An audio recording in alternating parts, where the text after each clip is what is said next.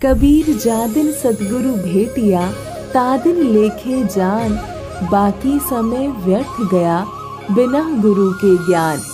जिस सद्गुरु के दर्शन से जीवन का वास्तविक उद्देश्य समझ में आता है, उसी विश्व की तारणहार जगत गुरु संत रामपाल जी महाराज जी के बोध दिवस के पावन अवसर पर दिनांक 15 से 17 फरवरी 2026 तक नेपाल सहित भारत के 13 सतलोक आश्रमों में 3 दिवसीय भव्य महासमागम का आयोजन किया जा रहा है। इस ऐतिहासिक अवसर पर होंगे अखंड पाठ, विशाल सत्संग समारोह, विशाल भंडारा, दहेज मुक्त विवाह, रक्तदान शिविर के साथ साथ निशुल्क नेत्र जांच शिविर एवं दंत चिकित्सा शिविर। आप सभी नगर एवं ग्राम वासियों से विनम्र निवेदन है कि परिवार सहित पधार कर इस अद्वितीय महासमागम की शोभा बढ़ाएं।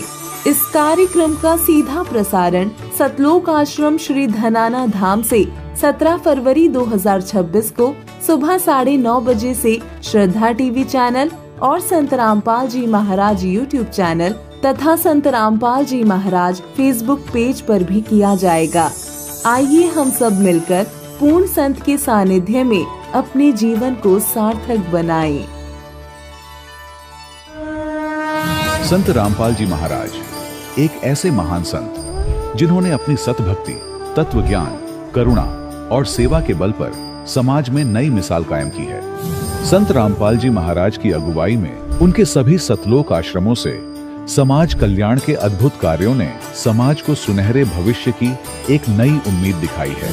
संत रामपाल जी महाराज से नाम दीक्षा लेने के बाद लाखों लोगों की लाइलाज बीमारियां जैसे कैंसर, एड्स आदि ठीक हुई। संत जी के ज्ञान से प्रेरित होकर उनके अनुयायियों ने लाखों यूनिट रक्तदान किया। संत जी ने लाखों बहन बेटियों का दहेज मुक्त विवाह करवाया।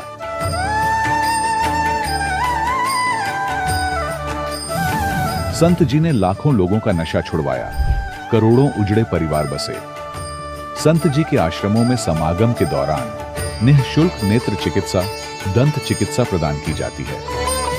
संत रामपाल जी महाराज द्वारा समय समय पर पर्यावरण संरक्षण के उद्देश्य से बड़े स्तर पर वृक्षारोपण किया जाता है।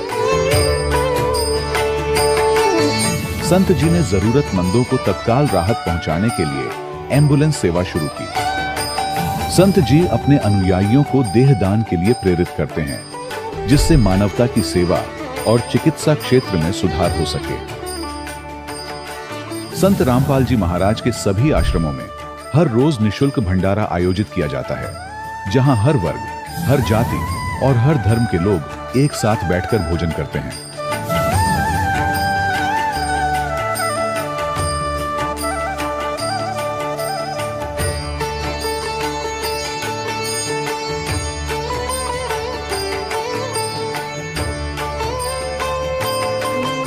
संत रामपाल जी महाराज की अन्नपूर्णा मुहिम ने गरीब और बेसहारा लोगों के जीवन में एक नई ऊर्जा और उम्मीद को जन्म दिया है।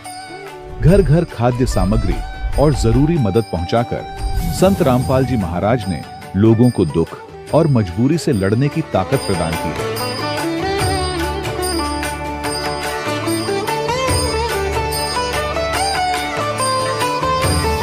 संत रामपाल जी महाराज द्वारा गरीब लोगों के लिए घर बनवाने का अद्भुत कार्य एक ऐसी मिसाल कायम कर रहा है जो सदियों सदियों संत जी की उदारता और दया भावना के तौर पर जाना जाएगा।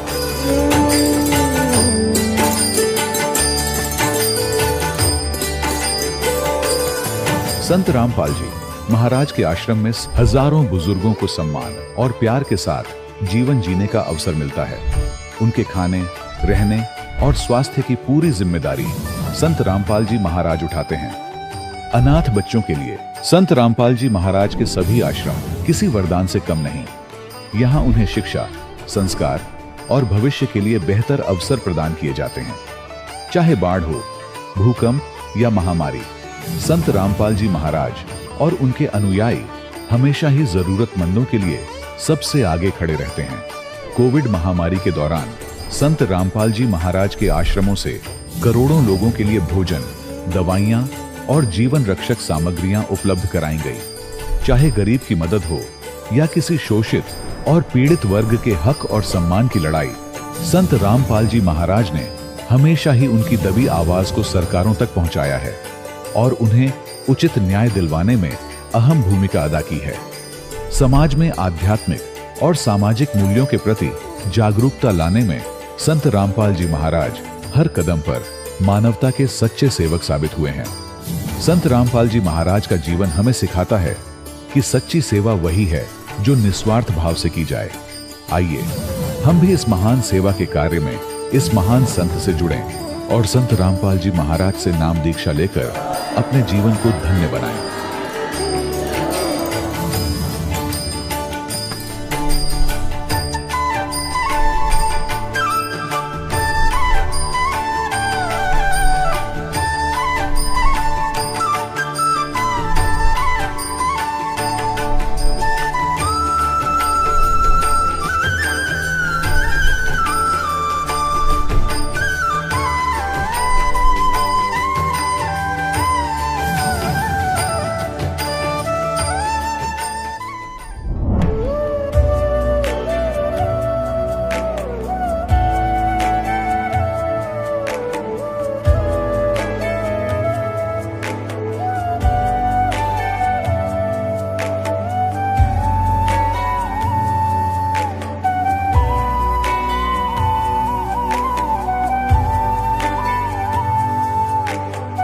प्रभु राम देव भगवान अल्लाह खुदा ईश आदि नाम एक ही शक्ति के हैं।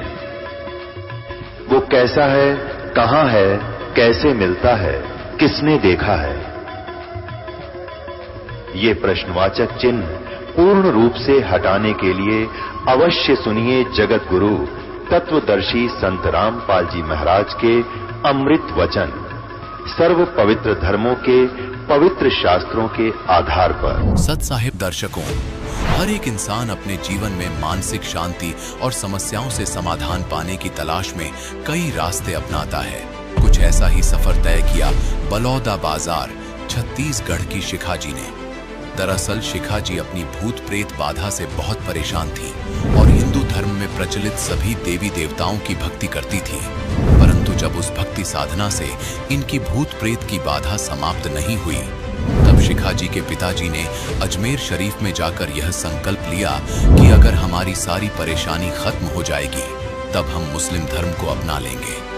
परंतु इनकी समस्या का समाधान कहीं भी नहीं हुआ। फिर इनके जीवन में नया सवेरा तब आया जब शिखा जी को इनकी बुआ जी के द्वारा जगत गुरु तत्वदर्शी संत रामपाल जी महाराज जी के बारे में जानकारी मिली। संत रामपाल जी महाराज जी से नाम दीक्षा लेने के बाद इनके जीवन में बड़ा बदलाव आया।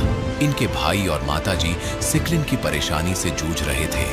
शरीर में खून नहीं बनता था। डॉक्टर ने इन्हें जीवन भर दवाई खाने की सलाह दी थी, परंतु संत रामपाल जी से नाम लेने के बाद इन्हें सारी समस्याओं से छुटकारा मिल गया।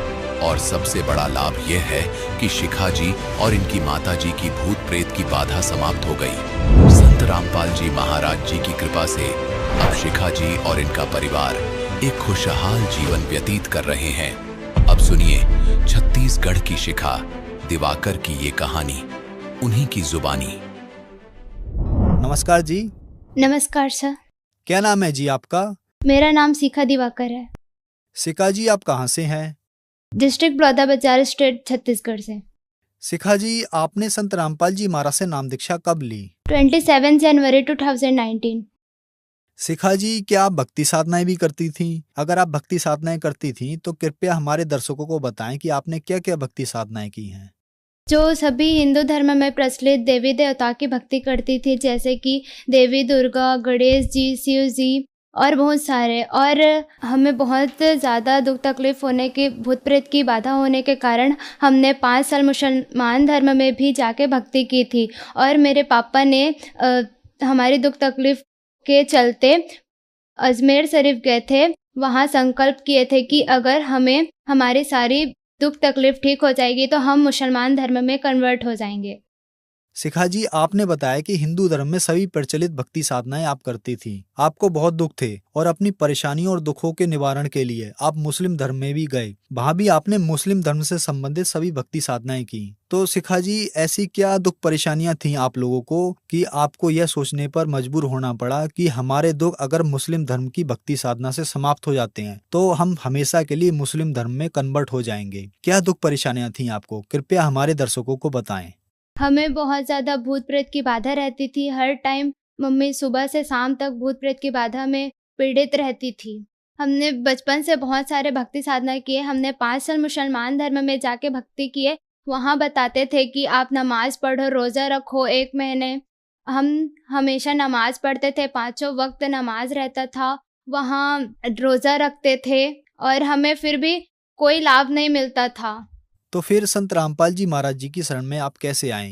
आपको कब लगा कि अब मेरी समस्याओं का समाधान कहीं भी नहीं है, अब मुझे संत रामपाल जी महाराज जी की शरण में जाना चाहिए? मेरी बुआ है लता दासी बिलाईगढ़ से, वो संत रामपाल जी महाराज जी की शिष्य है।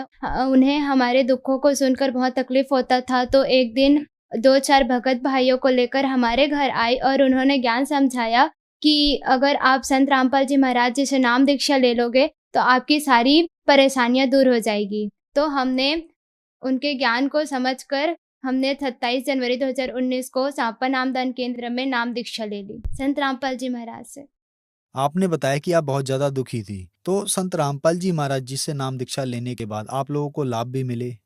हमें बहुत सारे लाभ मिले, जैसे कि मुझे भूत प्रेत की बाधा रहती थी और हमेशा बुखार, खांसी, सर्दी, पेट में दर्द वगैरह, बहुत ज़्यादा तबीयत खराब रहता था। तो संत रामपाल जी महाराज जी की दया से अब कभी तबीयत खराब नहीं होता। मैं पूरी तरह से ठीक हूँ। और मेरी मम्मी को और भैया को सिकलिन की प्रॉब्लम थी जिसमें खून नहीं बनता, और हमने बहुत सारे डॉक्टरों को दिखाए। डॉक्टर बोलते थे कि इन्हें जीवन भर दवाई खानी पड़ेगी। तो जब से संत रामपाल जी महाराज जी से नाम दीक्षा लिए हैं तब से 1 गोली तक नहीं खाए हैं। और मेरे पापा को पथरी था 11 mm की किडनी में, तो डॉक्टर उन्हें ऑपरेशन के लिए बोले थे, लेकिन संत रामपाल जी महाराज जी से नाम दीक्षा लेने के बाद ऑपरेशन भी टल गया। और मेरे दादा को श्वास की बीमारी थी, उन्हें भी डॉक्टर बोलते थे कि जिंदगी भर दवाई खानी पड़ेगी, लेकिन संत रामपाल जी महाराज जी से नाम दीक्षा लेने के बाद उन्हें 1 गोली तक नहीं खाई है। और मम्मी और मुझे भूत प्रेत की बाधा ही हमेशा रहती थी, तो अब भूत प्रेत की बाधा हमारे पास तक नहीं आई है। ये इतनी सारी रिपोर्ट है जो कि हमारे घर में सबको प्रॉब्लम रहती थी, उसकी रिपोर्टें हैं। संत रामपाल जी महाराज से नाम दीक्षा लेने के बाद आपको बहुत सारे लाभ मिले। तो जो दर्शक आज आपको टीवी पर देख रहे हैं और वो परेशान हैं आप ही की तरह, जैसे कि आपने बताया कि हिंदू धर्म से संबंधित सभी भक्ति साधनाएं आप करती थी, लेकिन आपको कोई लाभ नहीं हुआ, तो आप मुस्लिम धर्म में गए और 5 साल तक वहाँ आपने नमाज पढ़ी, रोजे भी रखे, और आप ये भी कह रही हैं कि अगर मेरा रोग ठीक हो जाता तो हम सभी लोग मुस्लिम धर्म में कन्वर्ट हो जाते। लेकिन संत रामपाल जी महाराज जी की शरण में आने के बाद आप लोग ठीक हो गए। तो जो दर्शक आज आपको टीवी पर देख रहे हैं और वो भी किसी न किसी परेशानियों से ग्रस्त हैं, उनके लिए आप क्या कहना चाहेंगे? यही कहना चाहूंगी कि मानव जन्म दुर्लभ है, मिले न बारंबार, तरवर से पत्ता टूट गिरे बहुर न लगता डार। जिस प्रकार की पेड़ से पत्ता टूट के गिर जाता है फिर दोबारा नहीं लगता, इसी प्रकार मानव जन्म बार बार नहीं मिलता। कबीर परमात्मा संत रामपाल जी महाराज जी के चोले में आए हुए हैं। आप उनसे उनके सत्संग सुने, पुस्तक पढ़ें और ज्ञान समझें, और नाम दीक्षा लेकर अपने सारे परेशानियां दूर करवा सकते हैं। संत रामपाल जी महाराज से नाम दीक्षा कैसे ली जा सकती है? संत रामपाल जी महाराज से नाम दीक्षा आज अनेकों टीवी चैनलों पर उनके सत्संग आते हैं, उनके नीचे पट्टी दी जाती है, उसमें कॉन्टेक्ट नंबर दिए जाते हैं, उसमें कॉन्टेक्ट करके आप अपने नजदीकी नाम दीक्षा केंद्र का पता करके और नाम दीक्षा लेकर अपना मोक्ष करवा सकते हैं। धन्यवाद जी। धन्यवाद। दर्शकों, अभी आपने सुने संत रामपाल जी महाराज से दीक्षा प्राप्त करके सुखी हुए भक्त के अनुभव। अब देखिए जगत गुरु तत्वदर्शी संत रामपाल जी महाराज के मंगल प्रवचन। तब वो ऐसा पड़ा पड़ा तड़फ रहा था जैसे पक्षी के पंख कट जाते हैं, उसकी कोई पार नहीं बसाती, ना उड़ सकता ना कहीं भाग सकता, ऐसे तड़फ रहा था। तब इसने घिसड़ के मेरे पैर पकड़ लिए नीचे आके, इस काल भगवान ने, ब्रह्म ने, और पैर पकड़ कर रोने लगा, कहने लगा तू मेरा बड़ा भाई, मैं आपका छोटा भाई। क्योंकि जोगजीत बड़े भाई के रूप में परमात्मा विद्यमान थे और छोटे उत्पात किया करते हैं, बड़े गलती को माफ किया करते। आप बड़े हो, मैं तो आपको परमात्मा के तुल्य मानता हूं, मुझे क्षमा कर दो, मैंने तो भाई जानकर गलती कर दी, बालक समझकर माफ करो। बुरी तरह गिड़गिड़ाता रहा, तब मैंने कहा माफ कर दिया, कोई बात नहीं, अपनी करनी तू पाएगा। कहने लगा कि आप एक कृपा करो मेरे पर, मेरी कुछ त्रुटि है इस लोक में, वह पूरी करो। आप तो परमात्मा की शक्ति लेकर आए हो, उसके प्रतिनिधि हो। परमात्मा कहते हैं, मैंने कहा बोल क्या मांगता है? कि प्रभु ऐसा करना, आप नीचे जाओगे, हाँ, जीवों को समझाओगे, वो फिर आप सतलोक भेजोगे, हाँ, ऐसे करना, 3 युगों में जीव थोड़े ले जाना। वचनबद्ध कर लिया भगवान को पहले कि फिर मैं मांगूंगा, वचनबद्ध हो जाओगे, वचनबद्ध होगे। 3 युगों में जीव कम ले जाना, चौथा युग जब कलयुग आवे तब आप कितने जीव ले जाना। और दूसरा ये कहा कि आप अपना ज्ञान ले बता करके अपना बनाओ, आपके ज्ञान को मान के हृदय से आपके साथ हो, उनको ले जाना, बाई फोर्स मत ले जाना। मेरे ज्ञान को स्वीकार करके मेरी साधना करे, उसको आप बाई फोर्स ना ले जाना। परमात्मा को पता था कैसे ले जाऊं, तुम पहले ले जाता, ये ऐसे वहां रह ही नहीं सकते, पहले थे ही ना ऐसे, तो पहले अपना ज्ञान से रंगूंगा और इनके अंदर इतनी भक्ति प्रबल करूंगा, जितने भक्तिहीन आप हो चुके हो इतने ही सामर्थ्य आपका पुनः इस साधना से बनाया जाएगा, तब आप वहां पहुंचोगे और ये ज्ञान सुनाया जाएगा, आपके हृदय में समाओगा, बिल्कुल सत्य है ये, तो तब वहां जा सकते हो, तभी वहां रुक सकते हो। जैसे मोहम्मद जी को ले गए थे बगैर ज्ञान समझाए, एक प्रमाण दे रखा दाता ने, लेकिन यहां हजरत मोहम्मद जी के लाखों से सो गए थे, सारी प्रभुता हो गई थी, सब जय जयकार करें थे, तो वहां रहा नहीं, वापस आ गया। तो परमात्मा ने प्रमाण दे रखा, अगर न्यू ले जाऊंगा तो वहां एक भी ना रहे। तो परमात्मा ने कहा ठीक है, जैसा तू कहता तथास्तु। 3 युगों में जीव कम ले जाऊंगा, अपना ज्ञान अपना ध्यान बता करके अपना बनाकर ले जाऊंगा, और जोर जबरदस्ती नहीं ले जाऊंगा, और चौथे युग में ही जीव में घने ले जाऊंगा। तब फिर खुश हो गया, छोड़ कर पैर खड़ा हो गया, कहने लगा जाओ जोग जीत संसारा, और जीव न माने कहा तुम्हारा। चौथा युग जब कलयुग होगा ना, इनको ऐसा भक्तिहीन कृत घर ही बना दूंगा उस समय जब तुम्हारा। परमात्मा ने क्या कहा था कि चौथा युग जब कलयुग आई तब हम अपना अंश पठाई, तब हम जाएंगे या अपना अंश पठाएंगे।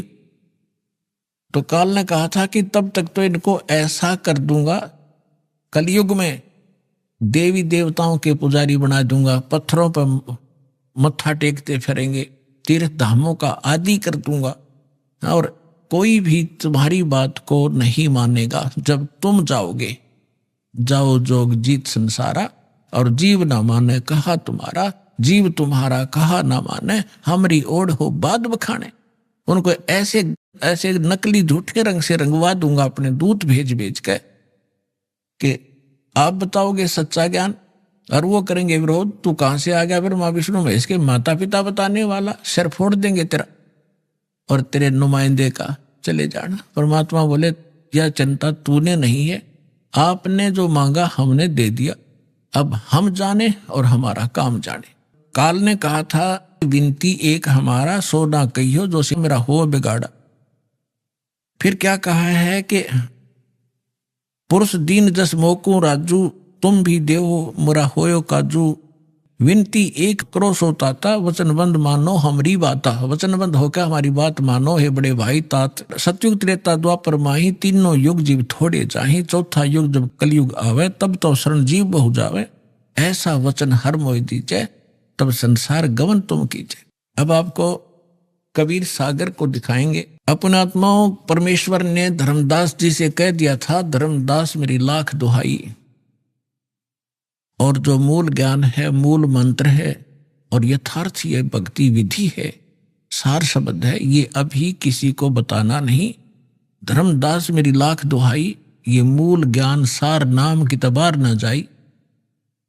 मूल ज्ञान और सार नाम बाहर जो पढ़ी, ये बिचली पीढ़ी हंस नितर ही।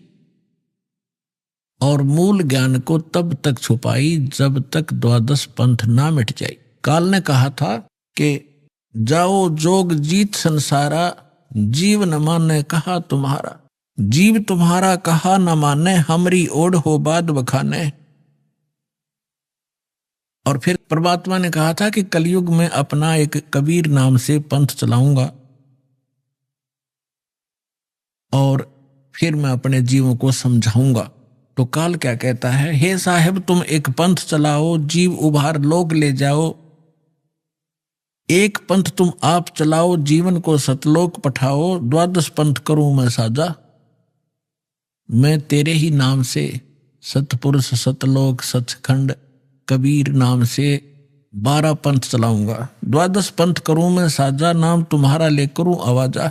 द्वादश यम संसार पठाऊं, अपने 12 काल के दूत भेज दूंगा संसार में, और नाम तुम्हारा ले पंथ चलाऊं। प्रथम दूत प्रगट मम आई, और पीछे अंश तुम्हारा जाई। अब काल क्या कहता है कि पहले मेरे दूत जावेंगे और सबको भ्रमित कर देंगे। ये शंकराचार्यों तो लेकर और आज तक जितने राधा स्वामी, धन धन सतगुरु, सच्चा सौदा, सरसार फलाने, निरंकारी, आसाराम, सुदानसुर, ये जितने भी पंथ हैं ये सारे काल के दूत समझ लेना।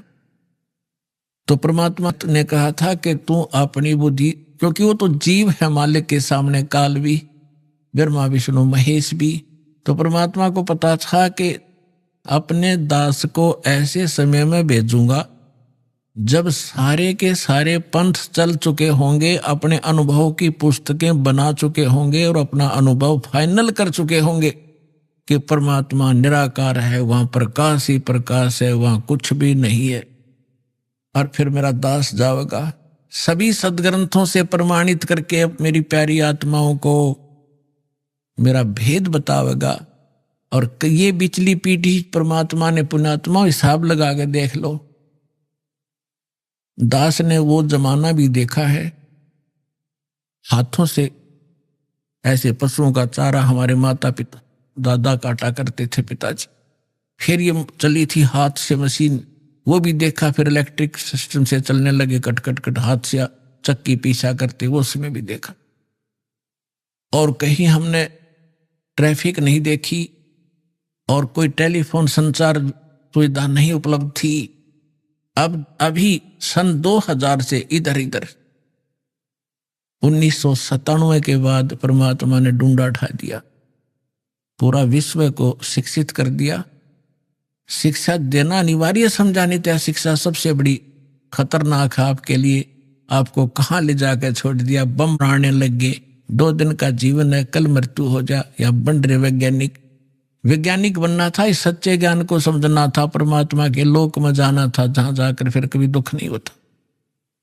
और हमको बेईमान बना दिया, अहंकारी बना दिया। छोटी सी पोस्ट प्राप्त करके कोई IAS IPS डॉक्टर इंजीनियर बन जाता है, चौधरी पाक जाए नवांडी पाक का, कल मृत्यु हो जाए, परसों गधा बन के खड़ा होगा। क्या है ये आंखें कहाँ गई आपकी? तो काल ने इनमें मोतिया बंद कर दिया कि आगे भी कुछ है, वो नहीं ध्यान माने देता। तो परमात्मा को पता था कि मेरा दास जब जाएगा, शिक्षित किया। ये इंटरनेट है, इंटरनेट, ये यूट्यूब, टीवी चैनल और मोबाइल के अंदर ऐसे सिस्टम ये मनुष्य बना दे। मनुष्य यही थे, 40 लाख वर्ष हो गए इनको। हमने वो भी इतिहास तो आपने देखा होगा, पीछे कैसे घोड़ों पर ऊंटों पर लद्दे हंडा करते, और एक रथ बना रखा था जो बहुत बड़ा अच्छा वाहन माना जाता था, राजा लोग बैठते थे। और उसमें एक रेडू के अंदर एक बुग्गी में 6 घोड़े खच्चर जोड़ के घसीटे फिरा करते थे। कहाँ थी वो अकल जीव में? अब दाता ने दया करी है आपके ऊपर कि जिन सदग्रंथों को आप सत्य मानते हो उनका रहस्य आपको मालूम नहीं। ये नकली काल के दूत आपको मिसगाइड किए बैठे हैं। सिलेबस को नहीं जानता वो टीचर कहेगा, और टीचर कहलाता वो दुश्मन है विद्यार्थियों का। तो हमारे दादे परदादों के जीवन नाश कर दिए नकलियों ने, भूत बना दिए, झूठी कहानी सुना सुना के। तो परमात्मा का मालूम था कि तब मैं अपने दास को भेजूंगा और वो फिर ऐसे इंस्ट्रूमेंट बना के दे दूंगा, एक स्थान से रिले होगा पूरे विश्व के मेरे बच्चे उन सदग्रंथों से मुझे पहचान रहे होंगे और गद गद हो रहेंगे होंगे और सत्य और असत्य का निर्णय करके नकलियों को त्याग कर उस एक असली पंथ में ज्वाइन करके अपना जीवन सफल करेंगे। मालिक ने सुनियोजित कर रखा था।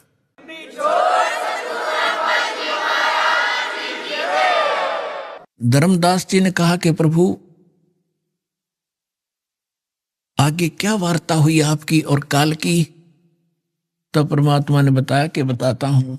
ये देखिएगा कबीर सागर संपूर्ण 11 भाग खेमराज श्री कृष्ण दास प्रकाशन मुंबई से प्रकाशित है।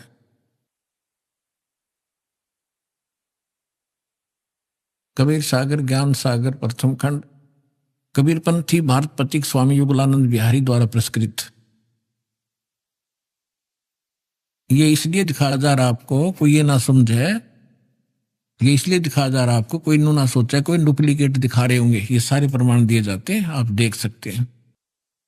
मुद्रक एवं प्रकाशक है खेमराज श्री कृष्ण दास, अध्यक्ष श्री वेंकटेश्वर प्रेस, खेमराज श्री कृष्ण दास मार्ग मुंबई।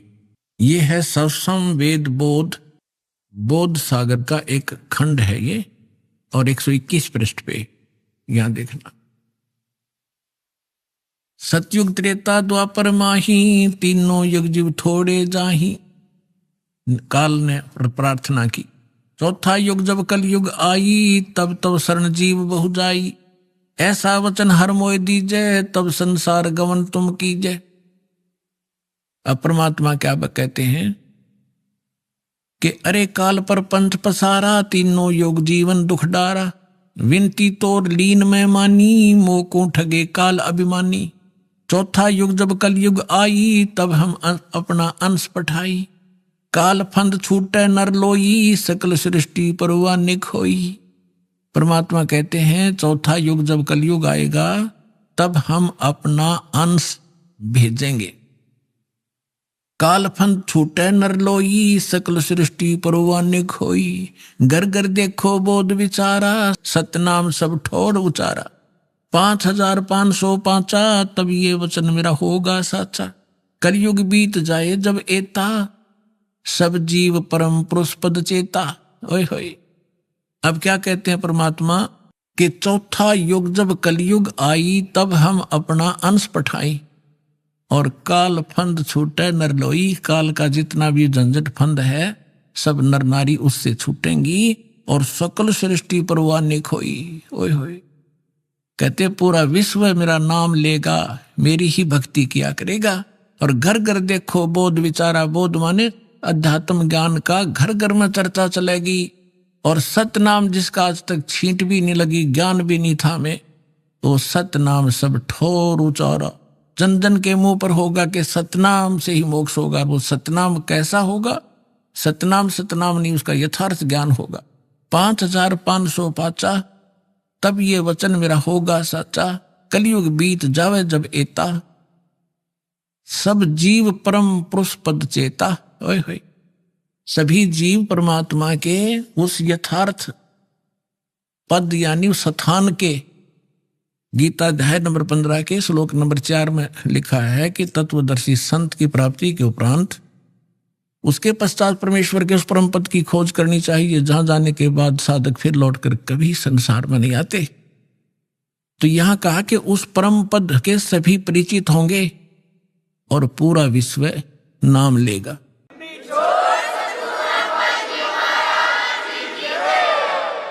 अब देखिएगा ये सवसम वेद बोध चल रहा है। हम इसके 171 पृष्ठ पर आगे 121 हमने पढ़ लिया। अब परमात्मा बताते आ रहे हैं कि कहते हैं दोहा 5 सहंस और 5500 जब कलयुग बीत जाए, महापुरुष फरमान तब जग तारण को आए। हिंदू तुर्क आदि सब जेते जीव जहान, सतनाम की साख गह ये पावे पद निर्वाण। परमात्मा कहते हैं कि जब कलयुग 5500 वर्ष बीत जाएगा, उस समय एक महापुरुष आवेगा और परमात्मा का यथार्थ फरमान सुनावेगा, और सभी जितने भी हिंदू तुर्क जितने भी जीव हैं संसार में, और सतनाम की साख ले गह व पाव पद निर्वाण, जो सतनाम ग्रहण कर लेगा वो सभी जीव उस मोक्ष को प्राप्त करेंगे, जहां जाने के बाद साधक फिर लौटकर कभी संसार में नहीं आते। देख, फिर कहते हैं सतनाम की साख गह सब पावे पद निर्वाण, यथा शरीतगण आप ही और मिले सिंधु में धाये, सत सुकृत के मद तिमी वो सब ही पंथ समावे। अब परमात्मा कहते हैं कि जैसे ये भिन्न भिन्न मार्ग बन गए, पंथ बन गए, हिंदू धर्म मुस्लिम सिख ईसाई अलग अलग बट गए, तो उस सच्चे ज्ञान को सुन और समझ के ये पुनः वापस एक होंगे, जैसे समुद्र के अंदर बगैर निर्बाध ना डटे नहीं डटती दरियाएं अपने आप जाकर शीघ्रता से तीव्रता के साथ उसमें समा जाती हैं। इस ज्ञान से परिचित होकर के सभी मानव अपने अहम और अपनी इन विभाजित सीमाओं को तोड़ के ऐसे जबरदस्ती आवेंगे, कोई रोक नहीं सकेगा, जैसे दरिया को समुद्र में जाने से रोका नहीं जा सकता। देखना, यथा शरीतगण, शरीतगण माने दरियाएं, आप ही मिले सिंधु माने समुद्र में, धाय माने दौड़ के स्पीडते, और सत सुकृत के मध्य में जो एक पंथ चलाया जाएगा उसमें सभी पंथ समावे। ऐसे जब लग पूर्ण होए नी ठीके को तिथिवार, कपट चातुरी तबलो और सब संवेद निराधार है। अब क्या बताते हैं कि जब तक वो 5505 नहीं आवेगा कलयुग का, तब तक तो ये मेरी बात निराधार दिखाई देंगी, जो सब संवेद में मैंने बोल दी, धर्मदास आपने लिख दी। और जब वो 5500 वर्ष कलयुग का आवेगा, ठीक ठीक माने निर्धारित समय। पहले ये देसी भाषा हमारे यहाँ की, पहले ये कहा करते कि जैसे कोई पशु ले जाता हमारे घर से, तो मेरे ताऊ जी से पूछा करते थे कि उसने पैसे की कही थी, दिए नहीं, तो वो कहा करते कि उसने अगली ठीक बता दी, कार्तिक की पूर्णवासी। ठीक माने आगा दिन धर दिया कि उस दिन ये पैसे दूंगा। तो यहां परमात्मा कहते हैं मैंने यह ठीक रख दी कि 5505 जब कलयुग आओगा उसके बाद पूरे विश्व में ज्ञान फैलेगा और सारा संसार मेरा शेष होगा, मेरी भक्ति करेंगे, मेरे बच्चे मुझे पहचानेंगे और सारे एक होंगे जो भिन्न भिन्न बाटों में बट गए विभागों में।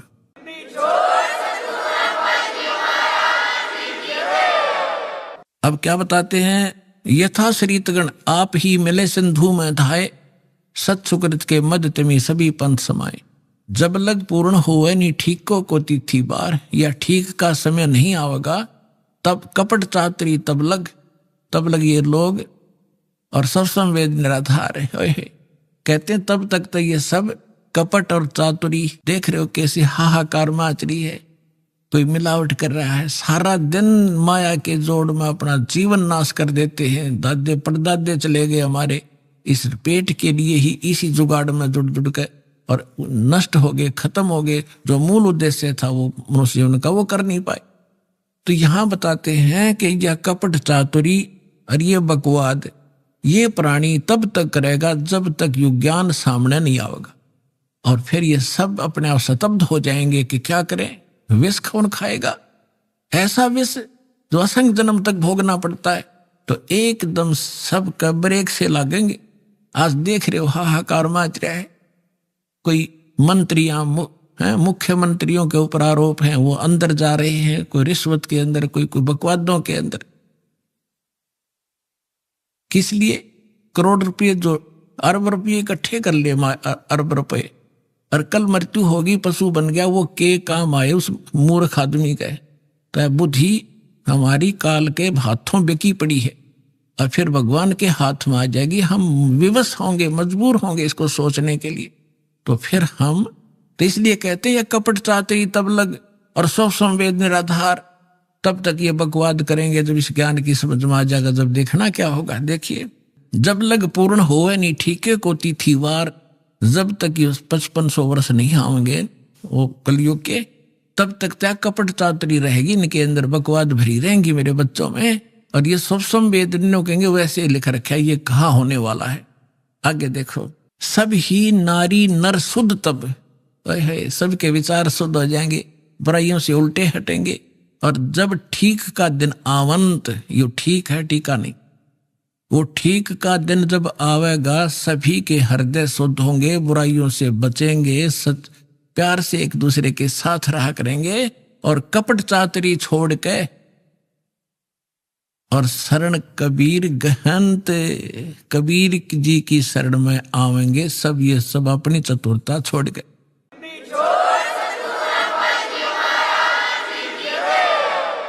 एक अनेक हो गए पुनः अनेक हो एक, हंस चले सतलोक सब, सभी हंस सतलोक चलेंगे। एक से अनेक हो गए, कोई नारे नारे मजहब धर्म बन गए, ये पुनः अनेक हो एक, वह सब एक होंगे, और हंस चले सतलोक सब, सतनाम की टेक।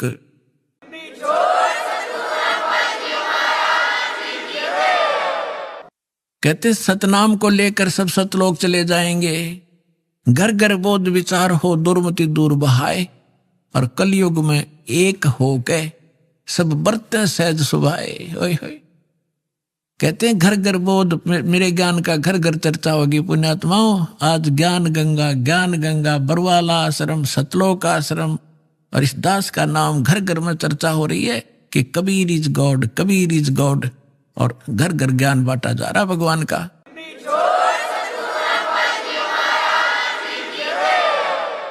परमात्मा कहते हैं घर घर बोध विचार हो, ये ज्ञान घर घर चलेगा, दुर्मति दूर बहाए, और कलयुग में एक हो के, ये लिखण में प्रिंट है, गड़बड़ है, सोई और बरते सहज सुभाए। ये दास देख रहा है या कैसे दोनों हाथ बच्चे दान कर रहे हैं, इतने अनमोल मिशन को सफल करने में ये कितना सहयोग दे रहे। पहले तो हमारी नीत थी दुनिया को लूटने की, और अब हमारी नीत बन गई लूटने की। कबीर साहब कहते हैं, कबीर आप ठगाइए और न ठगिए कोई, आप ठगाएं सुख होगा और ठगे दुख होए। अब हमारे भगवान के फार्मूला का पता लगेगा, हम किसी को दुख देंगे तो हमें उससे 1000 गुना दुख भोगना पड़ेगा। असंख्य जन्मों तक धक्के खाएंगे, कभी उसके गधे बनेंगे, कभी बैल बनेंगे, कभी कुत्ते बनेंगे। क्यों? हम भगवान से मांगेंगे और इस भक्ति से वो हमें रिच कर देगा, भक्ति से भी रिच, और यहाँ के भौतिक जो साधन आवश्यक आपको होंगे वो भी सारे देगा। तो हम क्यों ना उस एक के भिखारी बन जाएं, जन जन के साथ बकवाद करें। तो परमात्मा कहते हैं सब नर नारी शुद्ध तब, कति आत्म निर्मल हो जाएगी, और बरते सहज सुभा, प्यार से रहा करेंगे, किसी को दुख नहीं देंगे। अपना से कोई अनजानपने में गलती से कोई गलती कर भी ले हमारे साथ, हम नहीं दुख दे सकते उसको। तो यहां कहते हैं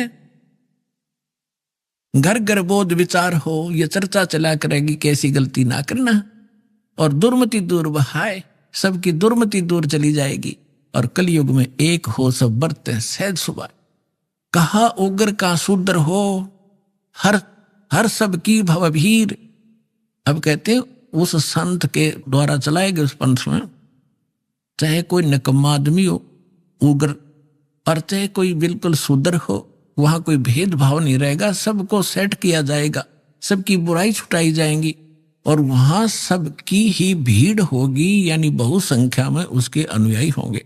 कहा उग्र का शूद्र हो, हर सबकी भवभीर, और सो समान दृष्टि है वो समर्थ सत कबीर। उस पंथ का चलाने वाला ये समझ लेना वो समर्थ कबीर ही होगा, जो सबको समान दृष्टि से व्यवहार करेगा, वह ऊंच नीच नहीं रहेगी।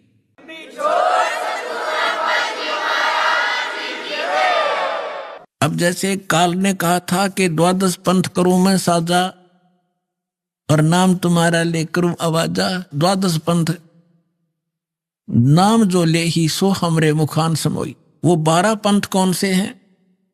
और अनेक उनसे हटकर और अनेक पंथ चलाऊं, या विद जीवों को फरमाऊं, जाओ जुग जीत संसारा, जीव न माने कहा तुम्हारा। अब हम आगे बोध सागर कबीर बानी एक चैप्टर है, देखिएगा ये कबीर बानी एक चैप्टर है, इसमें द्वादश पंथ चलो सो भेद। यहां लिखा है द्वादश पंथ काल फुरमाना, कबीर साहब बता रहे हैं। अर भूले जीव न जाव ठिकाना, ताते आगम कह हम बाखा, वन समारा चुड़ामणि शाखा। पर प्रथम जग में जागू भरमावे, बिना भेद वो ग्रंथ सुरावे। दूसर सुरत गोपाल होई, अक्सर जो जोग दृढ़ावे सोई। अब इसमें काल के द्वारा चलाए गए कबीर साहब के नाम से 12 पंथों की जानकारी है। यहां है पद्य भाग में। अब आपको दिखाते हैं गद्य भाग में। ये देखिएगा, ये है कबीर चरित्र बोध, वो कबीर वाणी थी। ये है कबीर चरित्र बोध इस कबीर सागर के अंदर ही, और ये बोध सागर में 1870 पृष्ठ है, 1870 पृष्ठ। यहां क्या लिखा है? कबीर साहब के पंथों का वृंतांत, ये गद्य भाग में है। नंबर 1 है नारायण दास का पंथ। अब इन्होंने यहां गलती की है, लिखना था चूड़ामणि जी का पंथ, क्योंकि नारायण दास ने तो कबीर साहब के ज्ञान को स्वीकारा ही नहीं था। वो कबीर पंथ कैसे हो गया? अंडरस्टूड है, जो कबीर पंथ से जुड़े हैं पुण्यात्मा वो अच्छी तरह जब समझ लेंगे इस बात को। ये विशेषकर उनके लिए और आपके लिए भी साथ में। अब कहते हैं प्रथम नारायण दास ने, ये चूड़ामणि है, और दूसरा जागूदास जी का पंथ, और तीसरा सूरज गोपाल, चौथा मूल निरंजन, टकसारी पंथ पांचवा, छठा भगवान दास का पंथ, सतनामी पंथ, कमाली पंथ, ये कमाली नहीं है, कमाल का पंथ है, राम कबीर पंथ, प्रेम धाम की वाणी पंथ, 11वां जीवा पंथ, और 12वां गरीबदास पंथ। ये 12वां गरीबदास पंथ है, ये भी ध्यान रखना। और प्रथम नारायण दास ने, यहाँ चूड़ामणि है, आगे दिखाऊंगा आपको, वहां शुद्ध, बाकी ठीक है इसमें। अब हम आगे कबीर वाणी पर, कबीर वाणी चैप्टर में हम 136 पर पढ़ रहे हैं। द्वादश पंथ चलो सो भेद। ये द्वादश पंथ काल फुरमाना, इन 12 पंथों में काल का ही फुरमान यानी मंत्र जाप होगा, उसका बोलबाला होगा। और भूले जीव न जावे ठिकाना, फिर ताते आगम कह हम राखा, वंश हमारा चुड़ामणि शाखा। अब यहां इन्होंने फेर बदल कर दिया।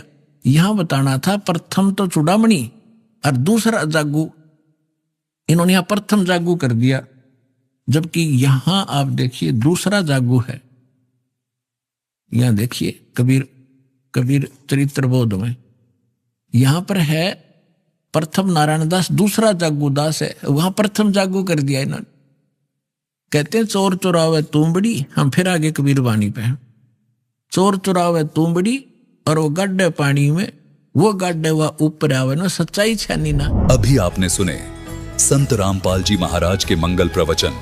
आइए अब सुनते हैं संत रामपाल जी महाराज से नाम दीक्षा लेकर सतभक्ति करके अद्भुत लाभ प्राप्त करने वाले अनुयायी के विचार। दर्शकों, एक सुखमय जीवन के लिए सबसे महत्वपूर्ण धन है स्वस्थ शरीर। परंतु इस कलयुग में हर प्राणी किसी न किसी दुख से ग्रस्त है, जिसमें शारीरिक बीमारियों का कष्ट झेलने वालों की संख्या भी कम नहीं है। ऐसी ही कठिनाइयों का सामना कर रही थी मध्य प्रदेश की रहने वाली मिथिलेश जी। ये भी अन्य महिलाओं की तरह देवी देवताओं में गहरी आस्था रखती थी और पूजा पाठ पर काफी धन भी खर्च करती थी। लेकिन इतनी सारी साधना के बावजूद इनकी शारीरिक स्थिति लगातार बिगड़ती जा रही थी। पूरे शरीर में सूजन, थायराइड और बीपी की गंभीर समस्याओं से ये बेहद परेशान थी। निरंतर पूजा पाठ के बाद भी इनकी बीमारियां ठीक नहीं हो रही थीं और इसी निराशा के बीच इन्हें मिली एक आशा की किरण। तत्वदर्शी संत रामपाल जी महाराज से नाम दीक्षा ग्रहण करने के बाद इनके साथ जो चमत्कार हुए वो अविश्वसनीय थे। डॉक्टरों ने जहां ऑपरेशन की सलाह दी थी, वहीं संत जी की कृपा से इनका ऑपरेशन टल गया और अब ये पूरी तरह स्वस्थ हैं। इसके साथ ही इनकी आर्थिक स्थिति में भी बहुत सुधार हुआ। जहां पहले घर में अनाज की कमी रहती थी, अब वहां भरपूर अनाज है। पारिवारिक स्तर पर भी इन्हें अद्भुत लाभ प्राप्त हुए। इनके पति ने नशा करना छोड़ दिया और बेटे का चयन सिविल इंजीनियरिंग में हो गया। अब आप स्वयं सुनिए मिथिलेश जी के खुशहाल जीवन की सच्चाई, उनकी आप बताइए। नमस्कार जी। नमस्कार सर। क्या नाम है बहन जी आपका? मिथिलेश दासी। बहन जी, आप कहाँ की रहने वाली हैं? सर जी, मैं सिवनी जिले से गनसौर की निवासी हूँ। बहन जी, संत रामपाल जी महाराज से नाम दीक्षा आपने कब ली? सर जी, मैं संत रामपाल जी महाराज से नाम दीक्षा 25 फरवरी 2016 को ली थी। बहन जी, संत रामपाल जी महाराज से नाम दीक्षा लेने से पहले क्या आप कोई भक्ति साधना भी करती थी? जी भगत जी, जैसे देवी देवताओं की पूजा है, शंकर पार्वती जी हैं, गणेश जी हैं, दुर्गा जी हैं। सर जी, जैसे नवरात्रि होती थी तो साल में नवरात्रि जो आती थी, दशहरा का समय जो आता था, उसमें हम लोग 12 साल करीबन तक के दुर्गा जी का प्रतिमा रखे, और प्रतिमा के साथ साथ में फट से जो बैठकी होती है, उससे जो भी पूजन सामग्री लगती है वो सारे के सारे देते थे भगत जी हम लोग। उससे अनेक भक्त सारे यानी कि एक साल का हमको लगभग 32 से 34 हजार का खर्चा पड़ता था भगत जी। इसके बाद में भी मैं बहुत ज़्यादा बीमार रहती थी भगत जी। 2012 से 2016 तक मेरी इतनी ज़्यादा तबीयत खराब थी भगत जी कि मैं कुछ बता नहीं सकती। मेरा पूरा फूलन पूरे शरीर में, पूरे ऐसे लगे जैसे कपड़े तनस रहे हो, जैसे पैरों में इतने इतने गड्ढा हो जाते थे भगत जी चप्पल पहनने से। और फिर मेरे को यानी कि मेरे 70 किलो की वजन हो गई थी भगत जी। उस समय मैं 32 साल की थी। तो भगत जी मेरे को 56% थायराइड थी भगत जी, और 190 पॉइंट बीपी बढ़ती थी भगत जी मेरे, और मेरे बच्चेदानी कम से कम 200 ग्राम की हो चुकी थी। बहुत ज़्यादा परेशानी थी। बहन जी, आपने बताया कि आप देवी की भक्ति करती थी, दुर्गा माता में आपकी बहुत गहरी आस्था थी, लेकिन उन साधनाओं से आपको कोई लाभ नहीं हुआ, आपको परेशानी ही परेशानी आई। तो फिर संत रामपाल जी महाराज की शरण में आप कैसे आईं? मेरे पति जो हैं वो टीचर हैं, उनके दोस्त थे वो जेंट्स टेलर थे। शायद उन लोगों ने कुछ थोड़ा बहुत इनको समझाया होगा, तो ये बोले बगैर गुरु के मोक्ष तो नहीं होता, आप तो गुरु बना रखे, पर हमको गुरु बनाना है और हम गुरु बनाएंगे। तो मेरे भी थे कि मैं इतने बीमार रह रही हूँ, इतनी परेशानी में हूँ मैं, तो क्यों ना मैं भी चलूँ इनके पास। तो फिर मैं सोची कि जब आप जा रहे हो तो हम पीछे नहीं रहेंगे, हम भी जाएंगे, क्योंकि हर कोई बोलता है गुरु बनाना कोई पाप नहीं है। जैसे डॉक्टर है, एक डॉक्टर के पास हम लोग गए तो उससे आराम नहीं मिली, दूसरे के पास गए, दूसरे से भी आराम नहीं मिली, तीसरे के पास। तो यही मेरे मन में धारणा थी कि एक गुरु बनाए, एक गुरु से संतुष्टि नहीं मिली तो दूसरे, दूसरे से नहीं तो तीसरे। ऐसे करके फिर हम लोग संत रामपाल जी महाराज की शरण में गए, वहां से उपदेश लिए। बहन जी, हमने सुना है कि जो भी श्रद्धालु संत रामपाल जी महाराज से नाम दीक्षा लेते हैं उनको कोई ना कोई लाभ जरूर होते हैं, चाहे वो आध्यात्मिक हो, भौतिक हो, शारीरिक हो या मानसिक हो। तो क्या संत रामपाल जी महाराज से नाम दीक्षा लेने के बाद आपको भी कुछ लाभ प्राप्त हुए? सर जी, मैं बहुत बीमार थी। देवी देवताओं की भक्ति करें हम लोग, लेकिन उससे भी हमको कुछ लाभ नहीं हुआ। बहुत सारे हम लोग पैसा खर्च करे। अब 12 साल में भगत जी आप अनुमान लगा लीजिए, 35-36 हजार का एक साल पड़ता था। तो हम लोग 12 साल करें, अब 12 साल में आप अनुमान लगा लीजिए कि कितना पैसा हम लोग खर्च किए होंगे। उसके बाद में हमको कुछ आराम नहीं लगा। फिर हम नागपुर इलाज कराने गए थे, तो डॉक्टर ने बताया कि आपका बच्चेदानी बढ़ चुका है, 4 गांठ हो चुके हैं बच्चेदानी में, फूलन बहुत ज़्यादा है, और आप इसका ऑपरेशन नहीं कराएंगे तो आप 15 दिन के अंदर में बच नहीं पाएंगे। यानी कि बच्चेदानी 200 ग्राम का करीबन था, और 56% थायराइड था मेरे को, और 190 पॉइंट बीपी हो गया था मेरा, और 70 किलो का वजन था भगत जी। 32 साल की उम्र पे 70 किलो का वजन हो गया था, और इतने ज़्यादा आने की परेशान थी मैं। तो डॉक्टर बोल रहा था कि आप ऑपरेशन करा लीजिए। तो हम बोले, उस समय हमारी आर्थिक स्थिति भी सही नहीं थी, तो ऑपरेशन के लिए डॉक्टर बोला कि आपको नगद कैश 5,000 रुपये देना पड़ेगा आपको, करके बोला। तो हम बोले मालिक कहाँ से लेके आए, हम कैसे करें, इतने पैसा हमारे पास में तो है भी नहीं है। तो फिर इसके बाद में फिर मेरे जो पति हैं वो बोले कि कुछ तो करना ही पड़ेगा, अगर जिंदा रखना है तो हमको ऑपरेशन कराना ही पड़ेगा। और मेरे 2 बच्चे भी हैं, तो मैं सोची अगर मैं कहीं मर गई तो मेरे बच्चों का क्या होगा, इसलिए मैं डर भी रही थी। तो फिर इसके बाद में फिर हम लोग वापिस आए, 15 फरवरी का डेट लेके आए ऑपरेशन का। जब 15 फरवरी का डेट लेके आए तो फिर उसी समय में पता चला कि सत्संग है। तो हम लोग फिर वहाँ जो संत रामपाल जी महाराज के शिष्य हैं उनके पास पूछे कि कैसे स्थिति में जाना चाहिए, कैसे नहीं जाना चाहिए। हमको कुछ भी नॉलेज नहीं थी, तो हम उनसे पूछे तो वो बोले कि आप जैसे हो, जिस हालत पे हो वैसे ही चलो करके। तो हम लोग सत्संग में आए, तो सब दंडवत प्रणाम कर रहे थे, तो दंडवत प्रणाम कर रहे थे तो हम भी देखे, और हम भी उनकी देखा देखी दंडवत प्रणाम कर लिए। दंडवत प्रणाम करे, उस समय में मेरे पति है ना, वो हाथ पकड़ के चला रहे थे। मैं अपने उससे चल भी नहीं पा रही थी, और ना बैठने के काबिल भी नहीं थी मैं। फिर वहाँ साजपानी धनोरा संत रामपाल जी महाराज का सत्संग था वहाँ पे। तो वहाँ लेके गए, वहाँ पे बैठे, दंडवत करे, सारे दिन बैठे उस दिन सर जी, हम बहुत सारे दिन बैठी। जबकि मैं 10 मिनट बैठना मेरे लिए बड़ी मुश्किल की बात थी। तो मैं उस दिन सारे दिन बैठी, 9 फरवरी को सारे दिन बैठी। मैं नीचे ज़मीन पे बैठी, जबकि मैं ज़मीन पे भी नहीं बैठ पा रही थी, कुर्सी पे बैठ रही थी। तो सारे दिन बैठी। फिर वहाँ पे भंडारा बना, खाना बना, वहाँ पे खाना में सारी चीज़ें बनी जो आने की मेरे खाने के काम की नहीं थी, वो सारी चीज़ें बनी। तो साथ वाले जो संत रामपाल जी महाराज की जो शिष्या बहन थी, तो वो बोले कि चल खाना खा लेते हैं। तो मैं बोली खाना नहीं खाना है, मेरे परहेज चल रहे हैं और डॉक्टर ने ऐसा ऐसा बोला हमें नहीं खाने की। तो बोले नहीं आज तू खाना नहीं खा, आज संत रामपाल जी महाराज की यहाँ के प्रसाद समझ के खा ले। तो मैं बोली चलो ठीक है, बहुत दिन हो गए मैं खाई भी नहीं हूँ खाना, तो चलो आज मैं खा ही लेती हूँ, मरूँ या जीऊँ जैसा भी हो, जैसा भी करना हो ठीक है, चलो मैं खा लेती हूँ। तो उस दिन मैं चावल, सब्जी, दाल, रोटी, रायता, पूड़ी, पकवान जो भी वहाँ था सारे की सारे चीज़ें खाई। और उस दिन से बगैर नाम लिए हुए, संत रामपाल जी महाराज से नाम नहीं लिए थे, नाम लेने के पहले हम लोग को 9 फरवरी से सत्संग सुनते ही हमको आने की लाभ होने चालू हो गए। सबसे पहले तो हमारा जो बीमारी था वो दूर हो गया। मैं उस दिन खाना भी खाई, सारे दिन बैठे भी। अब सत्संग बहुत समय का होता है, करीबन 2.5 से 3 घंटे का होता है। तो हम लोग 2.5 से 3 घंटे वहाँ पे बैठे। जो 10 मिनट बैठना मुश्किल थी, वो 2.5-3 घंटे बैठ ले, वो बहुत बड़ी बात है। तो फिर वहाँ बैठी, वहाँ से खाना खाई, मैं सारे खाना खाई, नमक मिर्ची सारी चीज़ें जो मैं खा नहीं रही थी, 4 साल से नहीं खा रही थी, वो मैं वहाँ खाई। खाने के बाद में मैं घर आई। घर आने के बाद मेरे को इतना हल्का लगा, इतना हल्का लगा जैसे मेरे सर से सारे बोझ उतर चुके हैं। ऐसे मेरी बीमारी बगैर संत रामपाल जी महाराज की शरण में गए ठीक हो गई। फिर हमने सोचा कि क्यों ऑपरेशन कराएं, ना कराएं ऑपरेशन, हम सीधे चले जाएं, संत रामपाल जी महाराज से नाम लें और अपना कल्याण कराएं। फिर हम लोग 25 फरवरी को 4 व्हीलर करके और जबलपुर गए। जबलपुर से संत रामपाल जी महाराज जी से नामदान लिए और नाम लेके आज हम ना एक गोली खा रहे हैं। आज अभी मैं 3रा साल खत्म होने वाले हैं मेरे।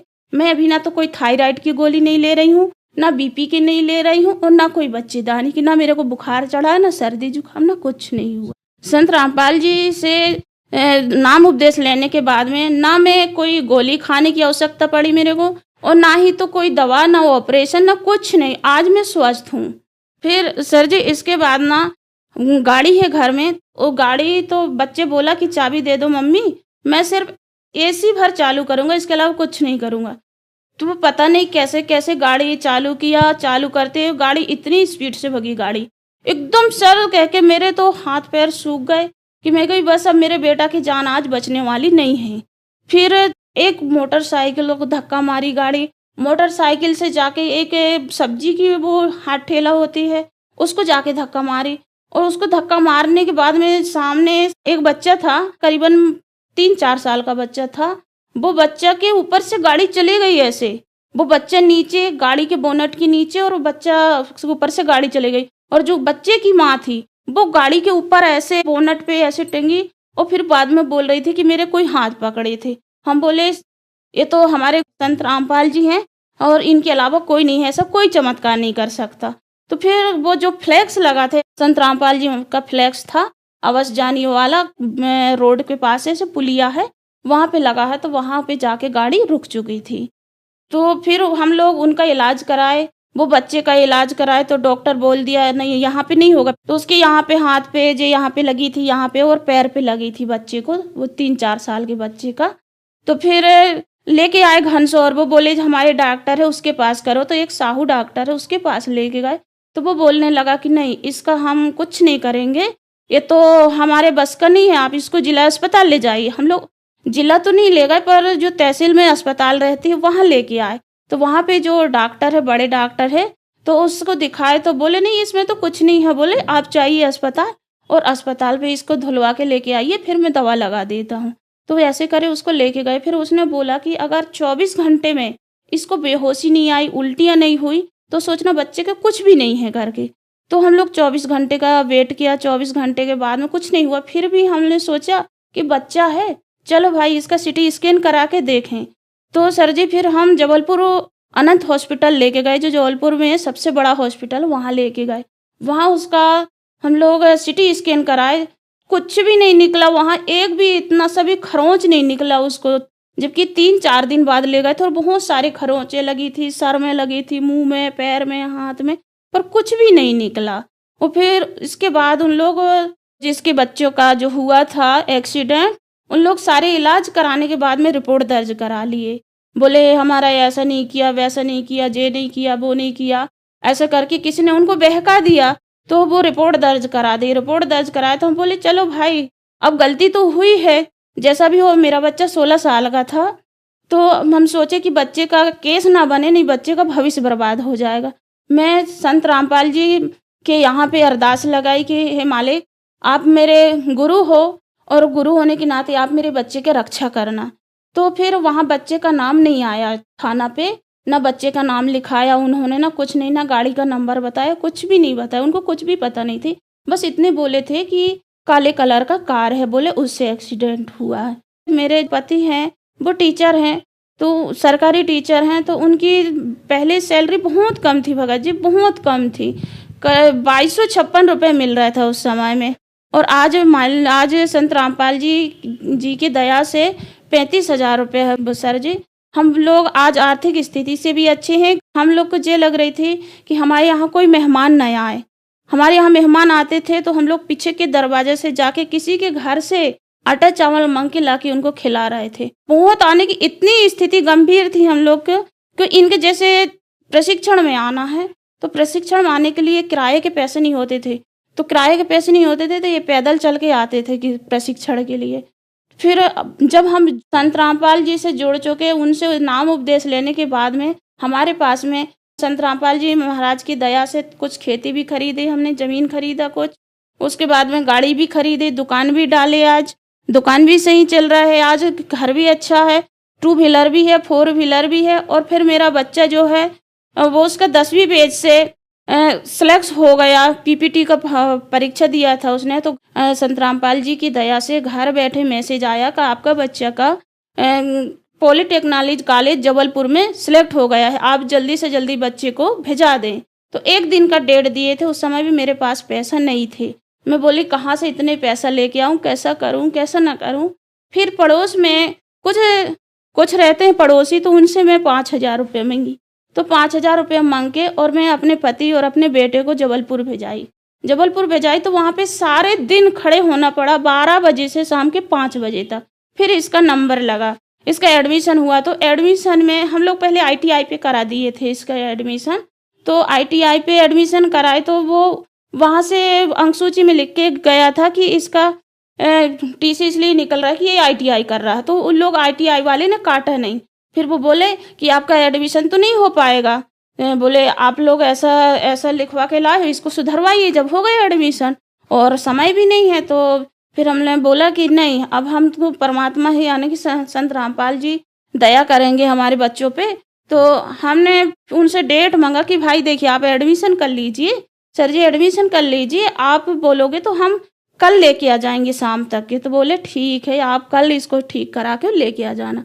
तो बच्चे का फिर सिविल इंजीनियरिंग में एडमिशन भी हो गया और आज बच्चा सिविल इंजीनियरिंग कर रहा है और छोटे वाला 12वीं कर रहा है इस साल, संत रामपाल जी की दया से।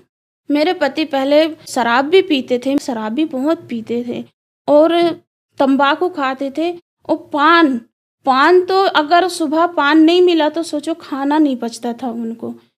ऐसे डेली पान और तंबाकू गुटखा और बीड़ी सिगरेट जो चोरी करते थे, मेरे सामने तो नहीं करते थे पर चोरी करते थे। और आज संत रामपाल जी की दया से ना तो गुटखा खाते हैं, ना पान खाते हैं, ना शराब पीते हैं, ना मांस, कुछ नहीं खाते हैं। अब संत रामपाल जी महाराज की दया से सारी चीज़ें जो बुराइयां थी वो सारी छूट चुकी हैं। अब हम लोग घर में भी अच्छे हैं और सब चीज़ से अच्छे रह रहे हैं। बहन जी, संत रामपाल जी महाराज से नाम दीक्षा लेने के बाद आपको बहुत सारे लाभ प्राप्त हुए। जो श्रद्धालु आज आपको देख रहे हैं, आप उन्हें क्या संदेश देना चाहेंगी? सर जी, मैं उन बहनों से या उन भाइयों से मैं हाथ जोड़ के प्रार्थना करना चाहती हूँ कि मानुष जन्म दुर्लभ है, मिले न बारंबार, तरुअर से पत्ता टूट गिरे बहु न लगता डार। अगर मानुष जन्म मिला है तो हमको सद्भक्ति करना चाहिए और सद्भक्ति हमको ग्रंथों से मिलेगी और ग्रंथ का बताएंगे संत रामपाल जी महाराज। उनके अलावा इस विश्व में कोई भी ऐसा नहीं है जो सद्भक्ति हमको बता सके। तो हम इन बहनों से मैं यही प्रार्थना करती हूँ कि सत्संग सुने। शाम के चैनल पे सत्संग आती है संत रामपाल जी का, प्रतिदिन सत्संग सुने। फिर पुस्तक सेवा जारी है, पुस्तक लें, पुस्तक पढ़ें। ज्ञान गंगा है, जीने की राह है, गीता तेरा ज्ञान अमृत है, अंधश्रद्धा खतरा भक्ति ये जान है। इनको पढ़ें, अच्छे से समझें और संत रामपाल जी महाराज से नाम उपदेश लें और अपना कल्याण कराएं। बहन जी, संत रामपाल जी महाराज से नाम दीक्षा कैसे ले सकते हैं? देखिए सर जी, जैसे हम लोग सत्संग सुनते हैं, सत्संग सुनने समय जो पट्टी पड़ती है, पीली कलर की पट्टी जो पड़ती है, उसमें पूरा नाम पता आता है कि हम कैसा उपदेश लें, कैसा लें। भक्तों का वहाँ पे नंबर रहता है, वो नंबर को डायल करें, नंबर घर में नोट करके रखें और वो नंबर से फ़ोन लगाएं तो आपको आपके स्टेट में कहाँ पे या आपके ज़िला पे कहाँ पे नामदान केंद्र है, वो सब आपको पता चल जाएगा। और उस नंबर से आप जाके और अपने नामदान केंद्र पे आप नाम ले सकते हैं। धन्यवाद जी। चाहे